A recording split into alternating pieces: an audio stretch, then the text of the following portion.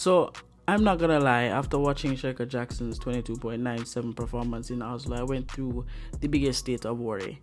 And I'm sure a lot of you guys went through that as well. And if you didn't go through it, I know you're lying, because of course Shericka Jackson is 21.41. She is better than this 22.97. And of course, yes, it's only her second race. She started her season late, but really didn't expect this time, especially after her coming out to say,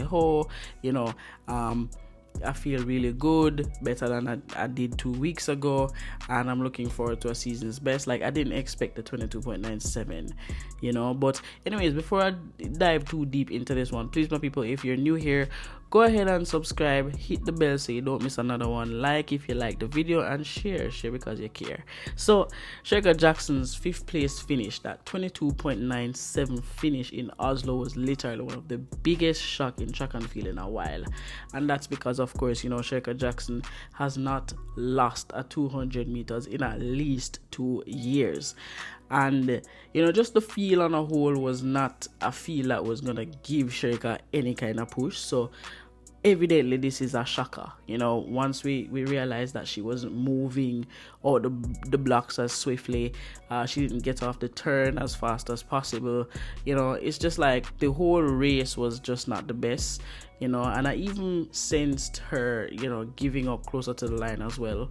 It just didn't look like Shericka. It really didn't. But fast forward to Stockholm, where we would have seen the 22.69.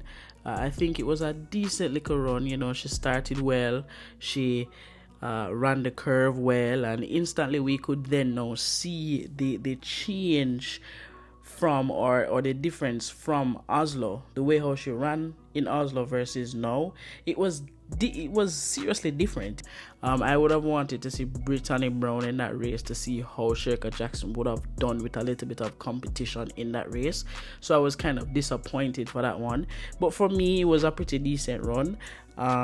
And as of right now, I am not worried. I was worried before, but I'm not now, because of just the level of improvement. It just shows that Jacko is Jacko, and she will be ready when the time is right. So for all those persons who are worrying, you can take off the worry cap and basically just put it to one side, because I believe Shericka Jackson will be ready. And I think you guys should trust in it as well. I mean, Stephen Francis is no WWE coach. Well, she gets instruction from Paul also. So I mean, those the Francis brothers, they're no WWE coach, and it's MVP. So I believe Shericka Jackson will be fine. She will peak at the right time, like she has stated in an interview before. And it was brought to my attention to look a little bit deeper at what Elaine Thompson Hira did in 2021. Elaine would not have been running any fast times. As a matter of fact, Elaine did not run much fast times that season. Where Elaine faster times came was at the Tokyo Olympics itself. That's where she peaked. And as such, maybe that's the case of what's going on with Shericka Jackson. I would just have to give it time. Maybe she was in the gym, that's why she's so heavy. And I don't even want to dive too much into her physique and all of that stuff. But all these 22s, we shouldn't necessarily let it alarm us, because of course she just came back, and of course, yes, trials is right around the corner, but at the same time, you have to allow the athletes them to round up into form and all of that. So we have to just give Shericka Jackson some time to do what she's doing, go back to training, just do her thing, and allow her to slim down nicely, allow everything to shed off, and allow her to just come into her own. You get what I'm saying? But for me right now, not worried. But what say you? What are your thoughts? How do you feel about this one?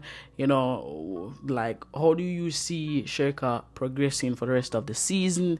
Remember to like the video, and also share, subscribe, hit the bell like I said before.